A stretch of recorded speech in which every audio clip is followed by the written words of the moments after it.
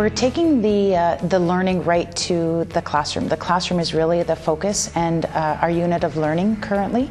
We're working with administrators and math leads. Math leads have been identified in every school, and we're bringing them together, and we're really focusing on those foundational pieces and the mathematical proficiencies. We're really looking at what it takes to be good at mathematics, and we're bringing in this idea of all of our math proficiencies. So we're learning, it's a knowledge piece for all of us. We're learning that with staff, and then staff are taking that back to the classrooms and doing the work with their students. In terms of math, thinking about how to keep kids engaged, try and give them more hands-on materials, try and use the materials that the board provides us to help the kids, understand hands-on. So I use the materials in the kits that are provided to us. With respect to mathematics especially, we see students engaged in a variety of mathematics investigations. We've seen a change in the way that students are approaching mathematics and learning it more conceptually, and that's in large part because of the great work of teachers and administrators. The students that I work with in various schools, I assist one-on-one academically, so I see that enhancing their self-confidence. A lot of my students that I work with don't do well in the classroom setting. I think they need that one-on-one support, so I see the achievement gap that we're focusing on. I see that getting smaller. The other part that I do with students in the school is providing cultural programming. So a lot of our kids in the urban setting don't have an opportunity to learn about their culture, being so far away from reservations. So I provide that opportunity to them with cultural teachings. At Camp Megazay, during our summer learning program, we offer the opportunity for all of our First Nations Métis and Inuit students to come together from grades K to 8 and learn about their culture and language through literacy and numeracy activities.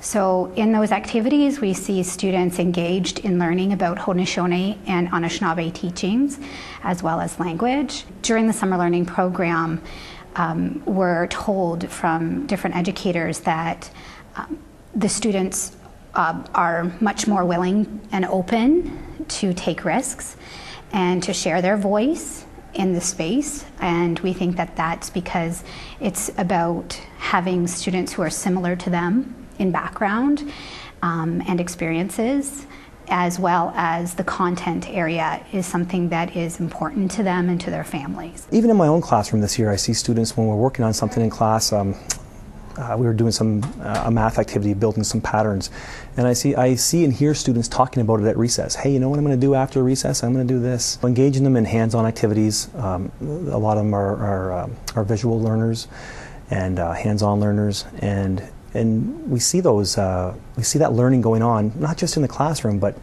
just outside the classroom too. We want to make sure that students feel empowered and engaged so that they can make a difference. We want children to be difference makers in the school, in their community, in their families.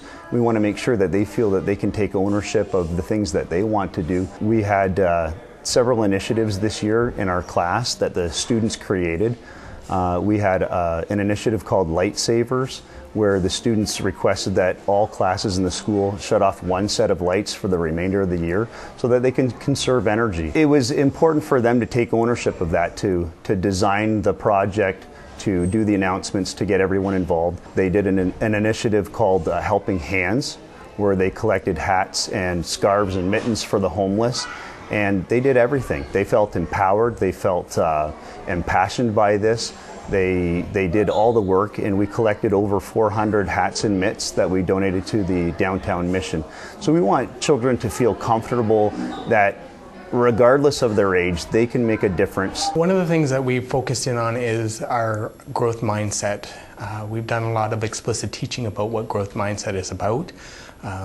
Students now understand what the language is about growth mindset and can recognize how they're feeling about their own personal learning. We've also connected that with our character education program here at John Campbell, Students have been given many opportunities to connect the character education with their mindset.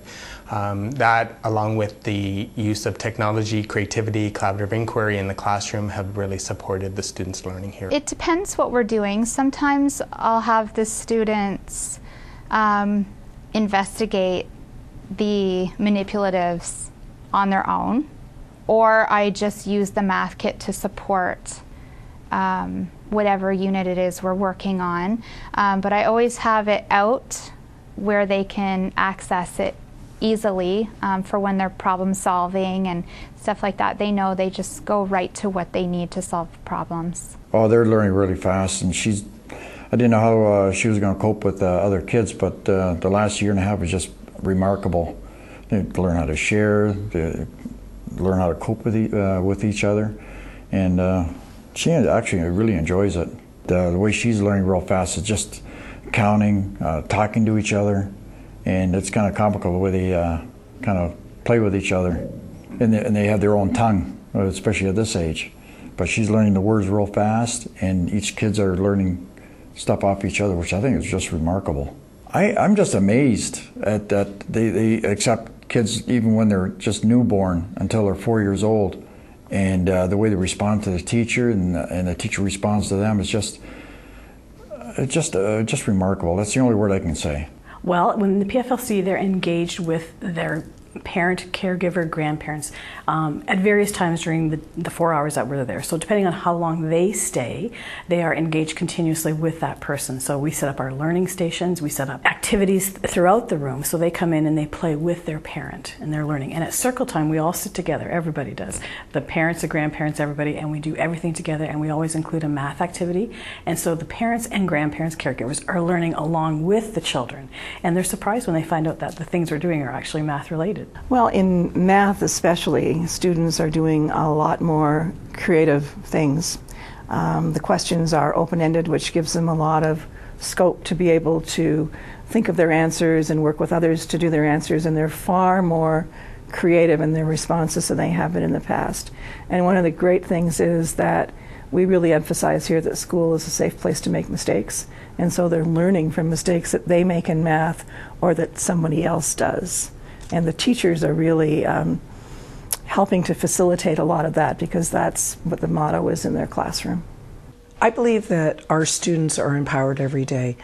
First of all, by giving them opportunities to experience the curriculum in a variety of ways, seeing themselves in the curriculum.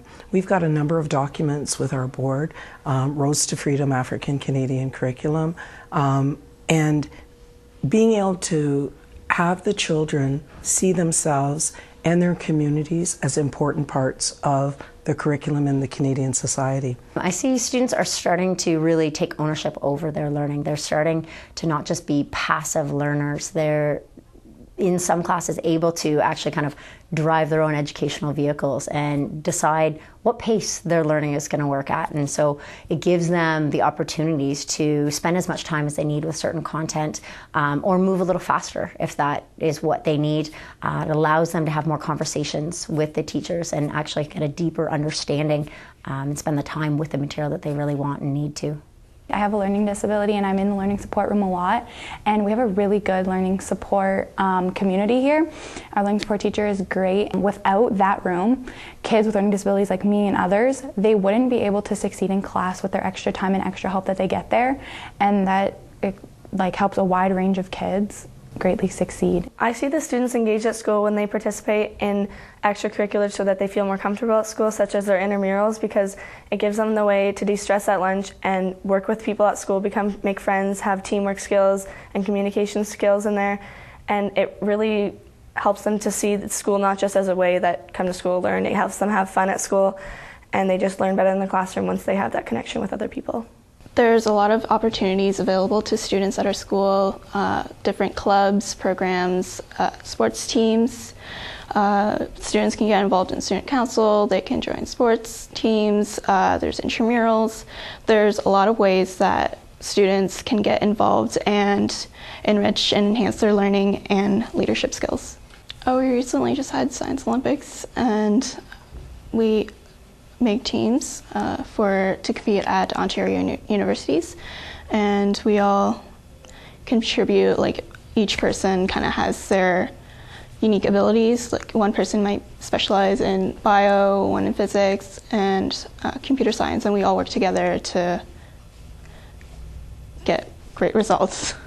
From a science and environmental perspective, I see our students every day engaged in real, authentic, hands-on learning. We're involved in a number of community partnerships where we're actually doing scientific research. On Monday, for example, we're going to Hillman Marsh, and we're researching a way to remove an invasive species that's plaguing wetlands all over North America. So we have committed as community partners to actually be part of the research project, and the results will be published worldwide. So it's just one small example. We're involved in a research project with the University of Guelph, investigating the authentic labeling of seafood in our area.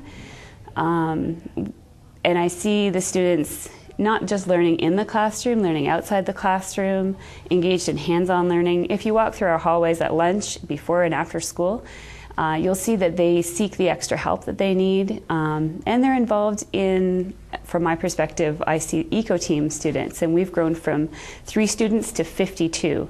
And that's because they're actually not just doing little things, they're doing big things. We made videos that were shown to the United Nations at the Climate Change Conference last year, and with climate solutions. So this is powerful, it's meaningful, and they know that they're getting their ideas out there and that they're valued. So I think that's a real difference we have here. Well, for me, I teach co-op full-time, and I've been able to make a lot of connections with the community, with employers. Our co-op program has expanded. I think it's one of the biggest in the board. So making those connections with the community, we've created some really neat placements for students. We have students doing military co-op, police co-op. We have students doing co-ops in our hospitals, nursing homes, in electrical. And because of the quality of the placements, the students just seem really motivated to work. They see the skills that they're developing. A lot of them have been offered jobs, part-time jobs through the co-op placements. And I don't know, I think just the real world experience that we're offering to the students, and they see the benefit of what they're doing for their future. They make that connection. I don't know, I find the students are engaged. I noticed through co-op, by the end of the semester, they just seem a lot more mature. Their workplace skills are developing at a higher rate. We have a ton of different programs going on for like anything that people could be interested in. Like we have intramurals at lunch and like different, like there's like a drama program, and so kind of like whatever you're interested in, there's something you could get involved in. Like we have tons of clubs and different sports teams. So I think like no matter what kind of stuff you like, you could find some kind of program at school that you would like to be involved in. We believe that success looks different for every student. So we try to create unique pathways that are tailored to meet the needs and interests of our students, whether it be through SAL programs, co-op programs, making sure that we hear their voice before we decide what pathway is best for them, working collaboratively with them and their parents. Student engagement looks like and sounds like students helping to lead their own learning.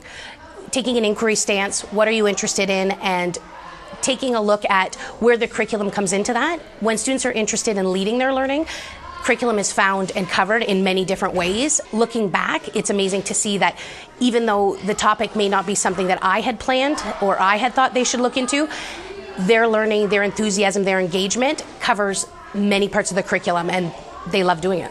True engagement and true empowerment comes from understanding. And when you understand your history, your backstory, and not only that, not only yourself, but the people you surround yourself with, your classmates, your peers, and of course the other cultures and people you coexist with, not just here at school, but in the greater community, that would breed obviously a more open growth mindset, because they're more willing and accepting of other people once they understand kind of, where each other comes from and the differences they share. That looks and sounds like to me, us working as a community, which is exactly what you get at LD. We have numerous programs all in and around the school, like multiple clubs. You know, you'll never find yourself short of something to get involved in. We recently opened up new intramurals that are solely dedicated just for grade 9s to help their transition between elementary to like this great big high school. You know, and we're not just looking out for, you know, the mainstream, you know, kids that only like high school. We're also looking out for those that are like, you know, don't really like it. They're not big fans, and we find like little things that they would enjoy. For instance, like the new Canadians that are coming into our school, like the refugees and such. I'm going on a research program solely dedicated just to like find more ways to involve them within the community to help them feel more welcomed at this school. At LDSS, we're truly a collaborative educational community, and our teachers have worked hard to cultivate partnerships both within our school and, you know, between different groups within the school, as well as within our larger, broader community.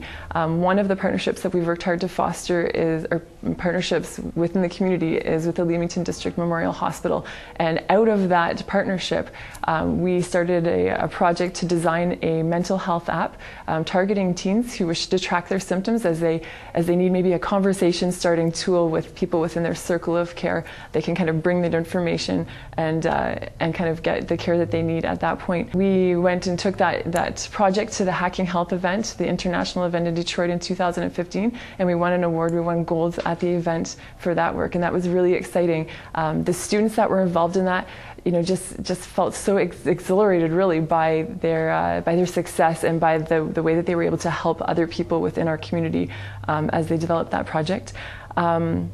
As well, I've supervised computer science students who have now partnered with our award-winning ECO team, and we are working right now on developing an app for Android and iOS that's going to empower and enable and equip student and citizen scientists in their work tracking and monitoring amphibian populations both within our region and potentially within Ontario. And that app has also already won 2 awards, one both locally and at the provincial level, and that's been really exciting too.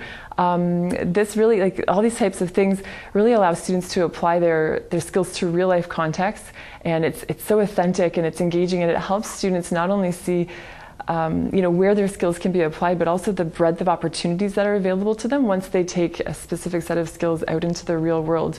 Our students are also really equipping and empowering other groups within our school.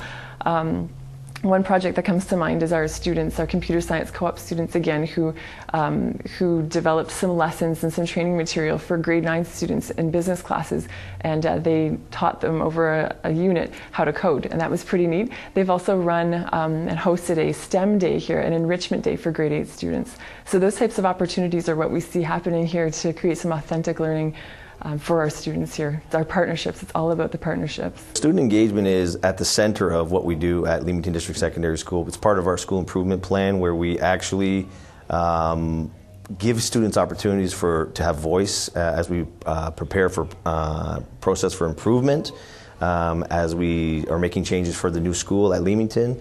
The new site, we have student input, so student voice is a huge piece for us. Student leadership is central to what we do. We have students engaged in all kinds of leadership throughout the community. We have student leadership within the building, and trusting students to be honest with us is a huge piece of what we do.